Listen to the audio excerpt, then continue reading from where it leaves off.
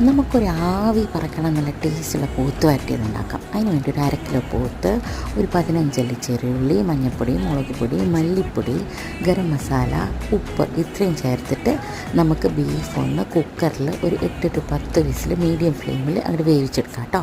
പിന്നെ നമുക്ക് കുറച്ച് തേങ്ങാക്കൊത്ത് എടുത്തിട്ട് വെളിച്ചെണ്ണയിൽ വറുത്തൊന്ന് മാറ്റി വയ്ക്കാം. ഇഞ്ചി വെളുത്തുള്ളി ഒന്ന് ചതച്ചെടുക്കാം. എന്നിട്ട് ഇതൊക്കെ എണ്ണയിലിട്ടൊന്ന് വഴറ്റിയിട്ട് ആ ബീഫും ചേർത്തിട്ട് പൊടികൾ കുറവാണെന്ന് തോന്നിയാൽ ഇനിയും ഇഷ്ടത്തിനനുസരിച്ച് ചേർക്കാം. ഉപ്പും ആവശ്യത്തിനനുസരിച്ച് ചേർക്കാം. എന്നിട്ട് നന്നായിട്ട് കൈവിടാതെ വരട്ടി കൊടുക്കുക. നിങ്ങൾക്ക് കുറച്ച് ഗ്രേവി ആയിട്ടുള്ള പാകമാണ് ഇഷ്ടം അങ്ങനെ ആകുമ്പോൾ എടുക്കാം.